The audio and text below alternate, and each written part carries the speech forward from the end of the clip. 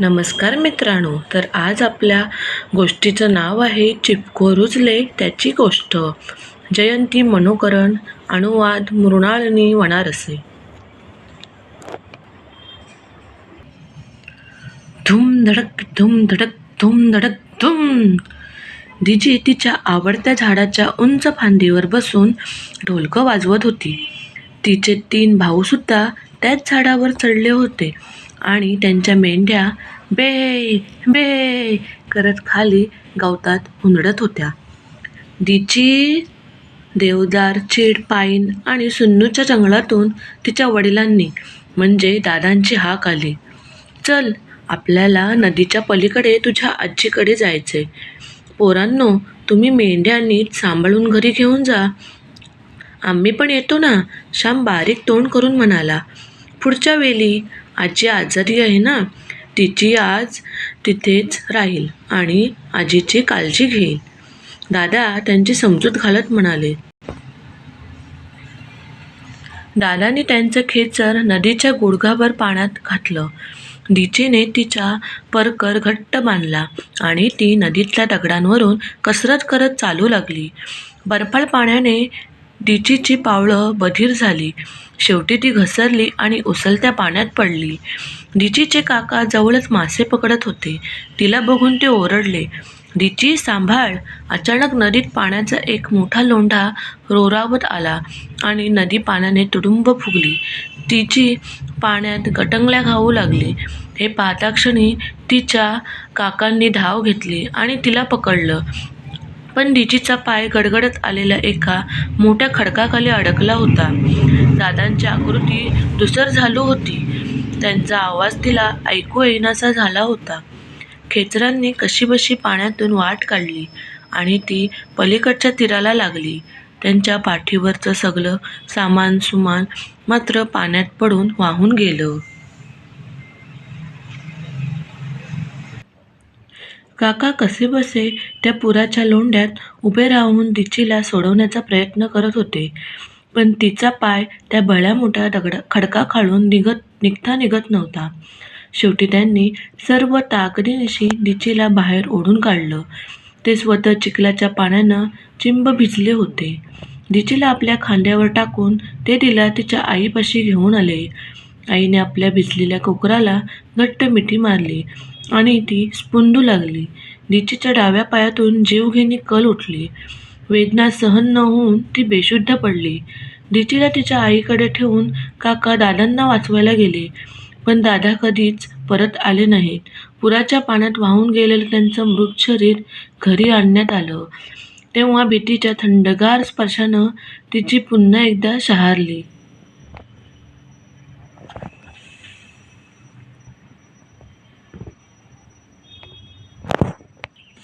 दिचीच्या कानावर आलं की एक खेल सामानाची प्रसिद्ध कंपनी क्रिकेटच्या बॅटी आणि तत्सम सामान बनवायला इथलं चीड, पाईन, सुन्नू, देवदारांचं जंगल कापते आहे. आपलं जंगल ते का कापतात? त्यांना दिसत नाही का की त्यांनी असं केलं की माती खचते आणि पाणी वेगाने चिखलगाल सगळं येऊन खाली येतं. पुराचे असे भयानक लोंढे येतात आणि सगळं घरदार वाहून नेतात. माणसंसुद्धा. या पुरानंच तिच्या दादांना पण नेलं. या पुरानंच तिच्या पायातली शक्ती गेली. आता तिला डाव्या पायात गुडघ्याखाली काही संवेदना जाणवतच नाही. बधीर झालाय पाय. ते बर्फाल थंडगार पाणी. तो पूर दिची कधीतरी विसरू शकेल का? तिला अजून असा भास होत असे की ते पाणी तिच्या कानात नाकात शिरते. तिला समोरचं काही दिसत नाहीये आणि पाणी डोक्याच्याही वर चढते.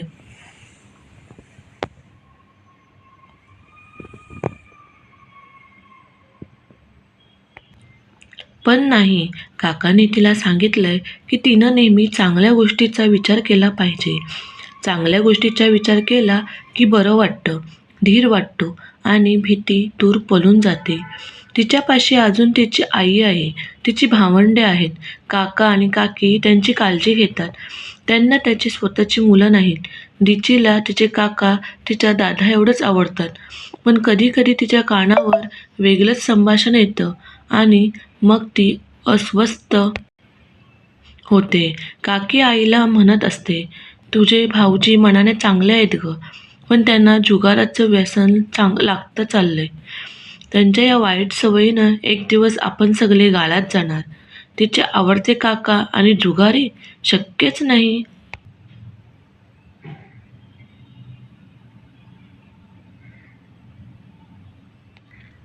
असेच दिवस जात राहिले. दिची आणि तिचं कुटुंब यांनी एका वेगळ्या आयुष्याची सुरुवात केली. आता दिची अनेकदा तिच्या आवडत्या सुन्नूच्या झाडावर बसते आणि खाली ठेवलेल्या तिच्या ओबडधोबड कुबड्याकडे बघते. तिच्या काकांनी त्या झाडाचेच लाकूड वापरून तिला या कुबड्या बनवून दिल्या आहेत. माझ्या फांद्या बघ, त्या जाड आहेत आणि बारीकही आहेत, लांब आहेत आणि छोट्याही आहेत. झाड तिच्या कानात कुजबुजतं. या सगळ्यांनी मिळून मला मजबूत बनवले आहे. रिची अजून थोडी वर चढते आणि पक्ष्यांच्या घरट्यात डोकावून बघण्याचा प्रयत्न करते. झाडावर एका रांगेत चढणाऱ्या मुंग्यांवरून ती हळूवार हात फिरवते. पानाचा गंध नाकात भरून घेते. तू माझं झाड आहेस, काकाने सांगितले. मी अगदी तुझ्यासारखी आहे, याकसारखी ताकदवान. या कुबड्यांच्या मदतीनं मी यती एवढी शक्तिमान होईन.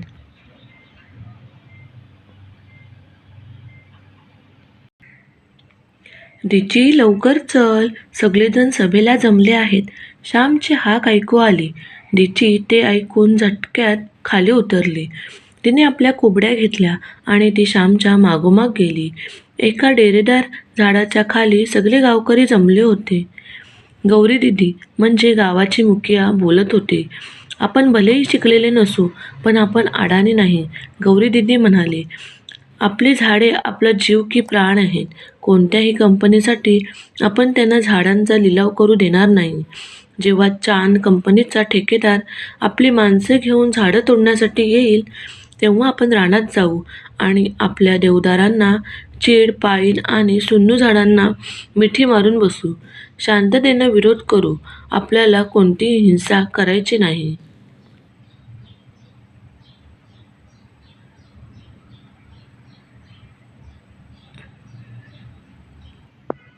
गावकरी शिस्तीनं आपल्या चिपको आंदोलनाच्या घोषणा देत रानात गेले. जिचीनं आपलं ढोलकं वाजवायला घेतलं. मोठ्या माणसांच्या बाजूनं घोषणा देत जोशानं उड्या मारत चाललेल्या लहान मुलांच्या सुरात तिनं सूर मिसळला.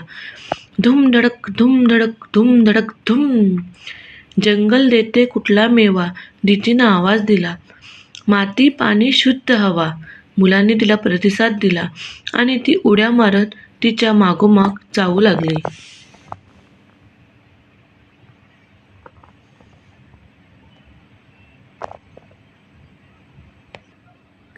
पण गणवेशधारी माणसांचा तांडा आधीच तिथे येऊन थांबला होता. ठेकेदार चांदची आडदांड आकृती या तांड्याला सूचना देताना दिसू लागली. चीड, पाईन, देवदार आणि सुन्नूची झाडे कापण्यासाठी त्यांच्यावर खडून कशा खुणा करा, असे तो म्हणत त्यांच्या माणसांना सांगत होता. हे बघून गावकऱ्यांनी त्यांना एकच गरडा घातला. आपली ढोलकी मोठ्या आवेशात वाजवत ते घोषणा देऊ लागले. जंगल राखू, झाडं लावू, जंगलांचे मारकरी पळवून लावू, गावागावात संदेश देऊ, जंगल राखू, झाडं लावू. धूम धडक, धूम धडक, धूम धडक, धूम.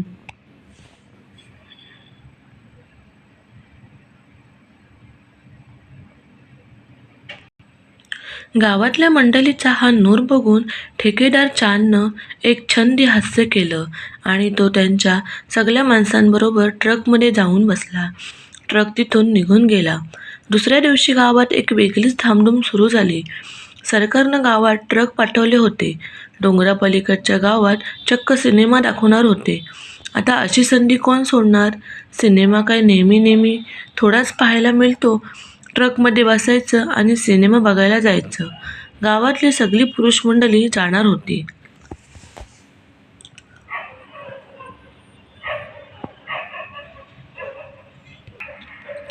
बायकांना मात्र बरीच कामं होती.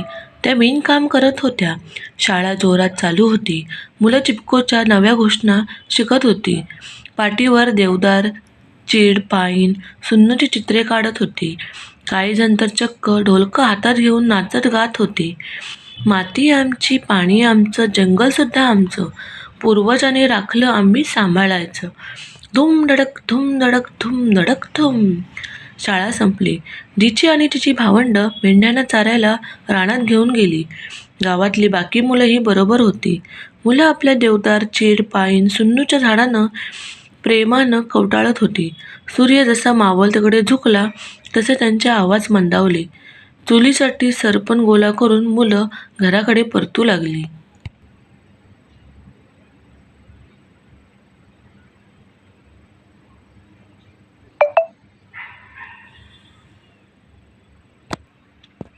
दिची मात्र काही काल मागे रेंगाळली. आपल्या आवडत्या झाडाजवळ तिनं डोळे बंद केले आणि ती त्या झाडावर थोडी रेलली. त्याची मऊ पानं तिला गुदगुल्या करत होती. मऊ साळाचा थंडगार स्पर्श तिला आवडत होता. जणू ते झाड तिला काही गुपित सांगत होतं. माझ्या झाडाला काहीही होता कामा नये. त्या क्षणी दिचीचा निर्धार झाला. काल जसा काही एक क्षण स्तब्ध झाला होता, आता या क्षणापुरतं जगात सारं काही ठीक होतं.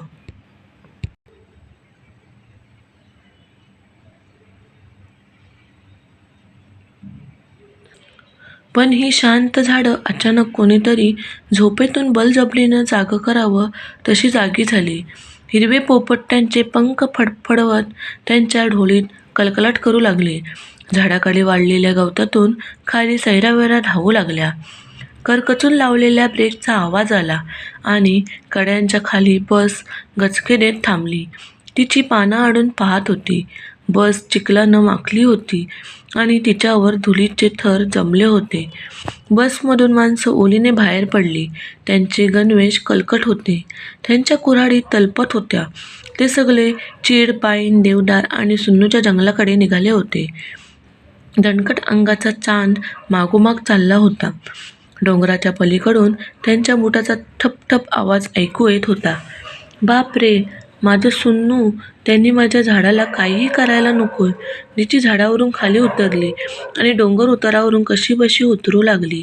तिच्या कुबड्या तिने गवतात खाली फेकल्या आणि ती चक्क लोळत खाली जाऊ लागली.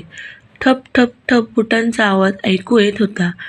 तिचं हृदय थाड थाड उडत होतं. मनात तिला ढोलकीचा आवाज ऐकू येत होता. धूम धडक धूम धडक धूम. आता काय करावं? आपल्याला मदत लागणार, दिची मनात म्हणाली. तिने कशाबशा आपल्या कुबड्या घेतल्या आणि खरडत ती घरी आली.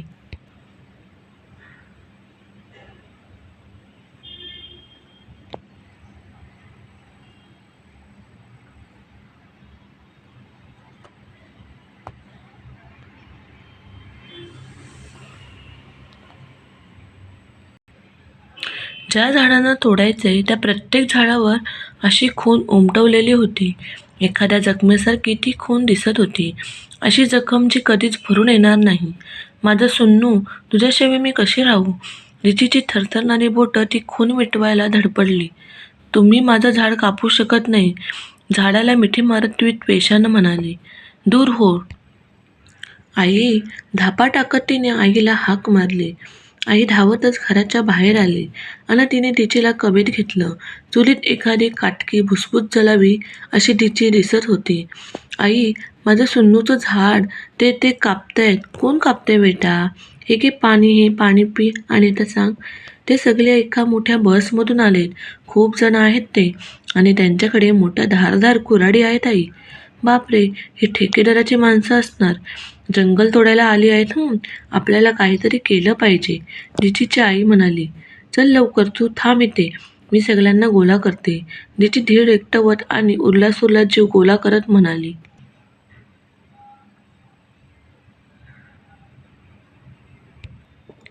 गावातल्या सगळ्या स्त्रिया आणि मुली आपापली ढोलकी घेऊन एकत्र आली. आपण काहीतरी केलं पाहिजे. ठेकेदार चांदनं गावातल्या सगळ्या पुरुषांना गावाबाहेर पाठवून डाव साधला आहे. दिचीची आई अस्वस्थ हातात फत्तू, डोक्याला बांधायची शाल चुरकालत म्हणाली. आपण त्यांना कसं थांबवायचं? आपण त्यांना धडा शिकू. पण लक्षात ठेवा, आपल्याला हिंसाचार अजिबात करायचा नाही, आईची घट्ट मैत्रीण गौरी दिदी म्हणाली. दिजीचं ऊर तिच्या ढोलकीसोबत थपापत होतं. धूम धडक धूम धडक धूम धडक धूम. चिपकू, ती ओरडली. झाडांना मिठ्या मारा. मुलं आणि स्त्रिया जोशात ओरडू लागल्या. चीड, पाईन, देवदार आणि सुन्नूच्या आक्रोशाने जंगल थरकावलं. जंगल देतं कुठला मेवा, दिचीनं पहिला आवाज दिला. माती, पाणी, शुद्ध हवा. मुलांनी आणि स्त्रियांनी तिला प्रतिसाद दिला. ज्या झाडांना तोडायचंय त्या प्रत्येक झाडावर अशी खून उमटवलेली होती. एखाद्या जखमेसारखी ती खून दिसत होती. अशी जखम जी कधीच भरून येणार नाही. माझं सुन्नू, तुझ्याशिवाय मी कशी राहू? दिचीची थरथरणारी बोटं ती खून मिटवायला धडपडली. तुम्ही माझं झाड कापू शकत नाही. झाडाला मिठी मारत ती द्वेषानं म्हणाली. दूर हो. ठेकेदार चांद तिच्यावर खेकसला आणि त्यानं तिला हातानं दूर ढकललं.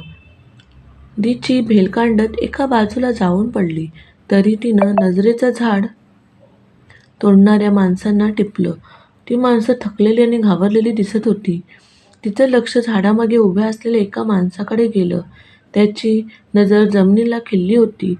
काका, तुम्ही सुद्धा? दिचीचे डोळे विस्फारले. काकांच्या हातून कुऱ्हाड गळून पडली. झाडामागे पाचोल्याचा आवाज आला. मला जुगारात कर्ज झालंय आणि मला कामही नाहीये, ते मंदपणाने म्हणाले. दिची आणि तिची भावंडे त्यांना मिठी मारायला धावली. काका, आम्ही काम करू आणि कर्ज फेडायला मदत करू. मी शाली विणेन आणि त्या विकेन, दिची म्हणाली. मी साबण बनवतात तिथे काम करेन, राम म्हणाला. मी पानचक्कीवर काम करेन, श्याम म्हणाला. काकांच्या डोळ्यात अश्रू तरळले. त्यांची मान शरमेने झुकली. त्यांनी गणवेशातला शर्ट काढून टाकला आणि दिचीचं ढोलकं हाती घेतलं. धूम धडक धूम धडक धूम धडक धूम. जंगल देतं कुठला मेवा, काकांनी दिचीनं आवाज दिला. माती, पाणी आणि शुद्ध हवा. मुलं आणि स्त्रिया जोरात म्हणाल्या.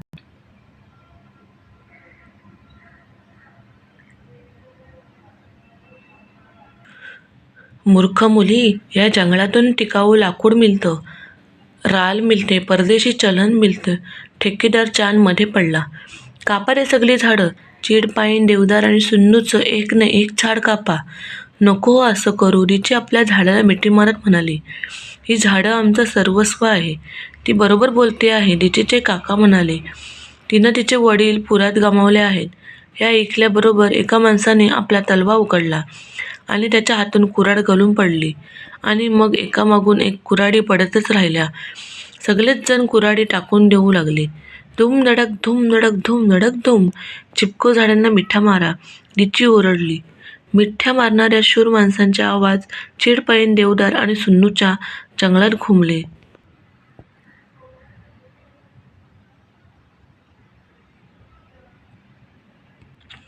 तुम्ही हे नुसतं जंगल कापत नाही आहात, तुम्ही आम्हालाच इथून उखडून टाकता आहात, दिचीची आई म्हणाली. ठेकेदार चांदची दाडगी आकृती पुढे आली. त्यानं रागात आपली मूठ वळली. त्यानं जमिनीवर रागाने पाय आपटले आणि मग तो विरुद्ध दिशेने तोंड करून चालू लागला. दिचीनं दोन्ही हात घट्ट झुलवून खोल श्वास घेतला. तिचा विश्वासच बसत नव्हता. सगळे कुऱ्हाडी चालवणारे गेले होते.